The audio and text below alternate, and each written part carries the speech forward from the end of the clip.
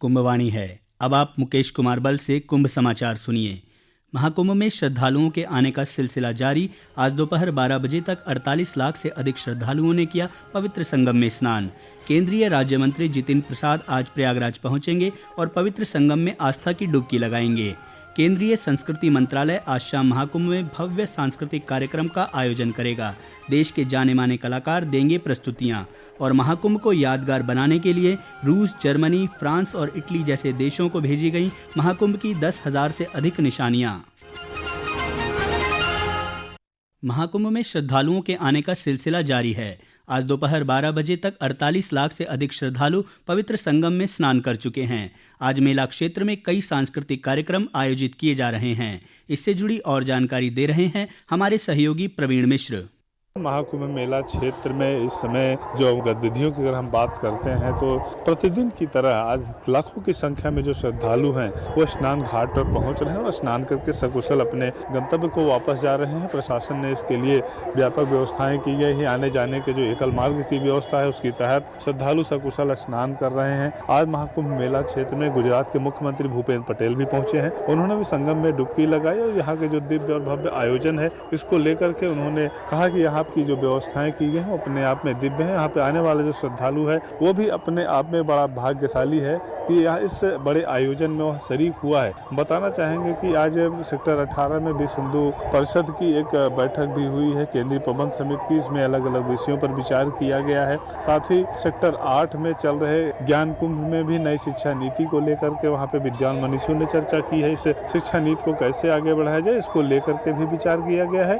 Sector 7 में बने state pavilions को लेकर के यहाँ पे श्रद्धालुओं में, नागरिकों में एक उत्साह देखने को मिल रहा है। जो भी श्रद्धालु आ रहे हैं वहाँ पे जो हर राज्यों के जो पवेलियंस बने हैं, पंडाल बने हैं, उसको देखने के लिए वहाँ पे एक उत्साह की भीड़ नजर आ रही है। साथ ही साथ हम ये भी बताना चाहेंगे दोपहर का समय है और इस समय जगह जगह शिविरों में अन्न क्षेत्र का संचालन शुरू हो गया है। जो भी श्रद्धालु भूखे प्यासे हैं वो इन अन्न क्षेत्रों में जाकर के अपनी भूख को मिटा रहे हैं। जी, केंद्रीय राज्य मंत्री जितिन प्रसाद आज प्रयागराज पहुंचेंगे और पवित्र संगम में आस्था की डुबकी लगाएंगे।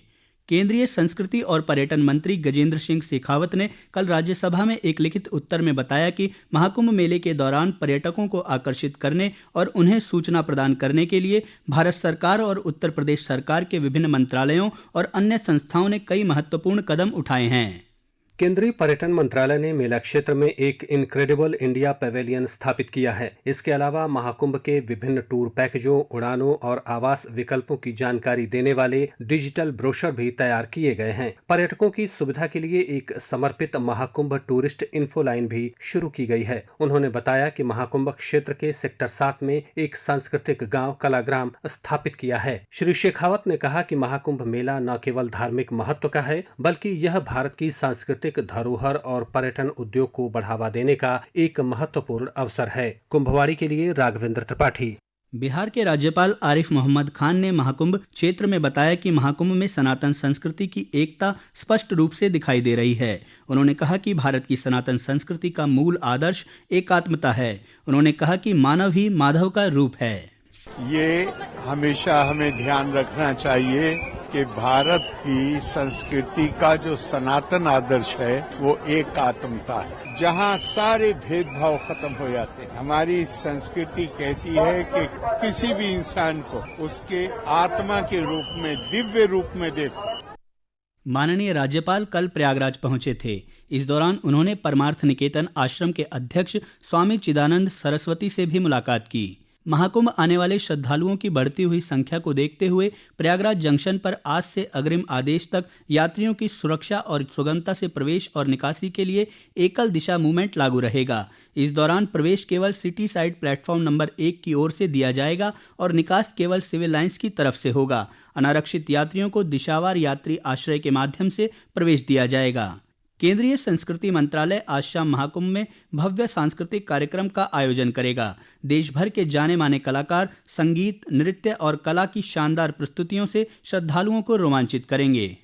महाकुंभ मेला न केवल श्रद्धा और आस्था का महापर्व है, बल्कि यह भारतीय संस्कृति, संगीत और साहित्य के क्षेत्र में वैश्विक मंच के रूप में भी अपनी पहचान बना रहा है। गंगा पंडाल में होने वाले इस आयोजन में श्रद्धालु आध्यात्मिक और सांस्कृतिक कला दोनों का आनंद उठा सकेंगे। इस कार्यक्रम में देश भर के प्रतिष्ठित कलाकार जैसे ओडिसी नृत्यांगना सोनल मानसिंह और डोना गांगुली के साथ साथ कविता कृष्णमूर्ति, हरिहरन और सुरेश वाडकर जैसे प्रसिद्ध गायक महाकुंभ की शाम को मनोरंजक बनाएंगे। इसके अलावा विभिन्न भारतीय शास्त्रीय नृत्य और संगीत विधाओं के प्रतिष्ठित कलाकार भी महाकुंभ की शाम को संगीतमय बनाएंगे। दीपेंद्र कुमार, आकाशवाणी समाचार, प्रयागराज।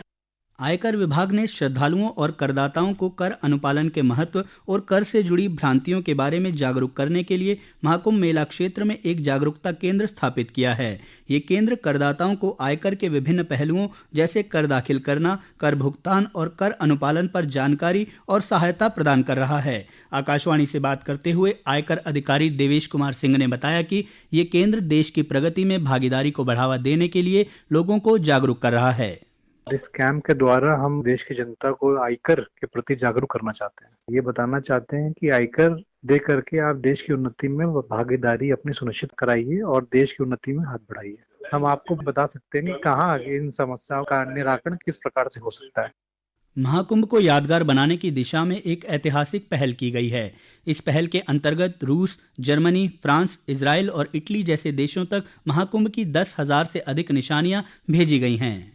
महाकुंभ को वैश्विक स्तर पर यादगार बनाने के लिए एक ऐतिहासिक पहल की गई है। त्रिवेणी संगम के किनारे पर महाकुंभ की 10,000 से अधिक अमिट निशानियां रूस, जर्मनी, फ्रांस, इजराइल और इटली जैसे देशों में भेजी गई हैं। इनमें प्रयागराज के प्रसिद्ध अमरूद, बेल और केले के पौधे शामिल हैं। इस पहल को मुख्यमंत्री योगी आदित्यनाथ के हरित और सांस्कृतिक महाकुंभ के दृष्टिकोण के तहत किया गया है, जिसे अखाड़ा परिषद के अध्यक्ष और अन्य महामंडलेश्वर ने भी सराहा है। इसके अलावा महाकुंभ नगर में बड़े हनुमान मंदिर और बाघंबरी मठ की ओर से श्रद्धालुओं को महाप्रसाद वितरित किया जा रहा है। इसमें फलदार पौधों के साथ नीम और तुलसी के पौधे भी शामिल हैं। इस अवसर पर श्री मठ बाघंबरी पीठाधीश्वर पूज्य बलबीर गिरी जी महाराज के संयोजन में अचला सप्तमी महोत्सव का भी आयोजन किया गया। श्रद्धालुओं को एक थैला और थाली के साथ पौधे दिए गए। कुंभवाणी के लिए आनंद पाठक।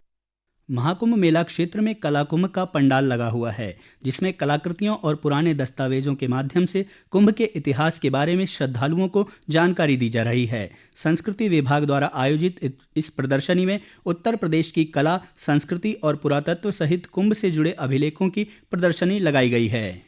महाकुंभ में मध्य प्रदेश के संस्कृति विभाग के आचार्य शंकर सांस्कृतिक एकता न्यास द्वारा कल एकात्म धाम शिविर सेक्टर 18 में आदि शंकराचार्य के जीवन पर केंद्रित 2 दिवसीय नृत्य नाटिका के पहले दिन शंकर गाथा की प्रस्तुति हुई।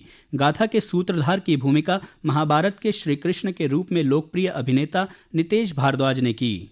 महाकुंभ मेला क्षेत्र में प्रतिदिन बड़े स्तर पर निशुल्क भंडारा वितरण, श्रद्धालु आवास, कंबल वितरण के साथ ही दिव्यांगों की सेवा में विभिन्न प्रकार की संस्थान सेवारत है। इस कड़ी में उदयपुर के नारायण सेवा संस्थान द्वारा गरीबों और जरूरतमंदों तथा दिव्यांगों की सेवा की जा रही है।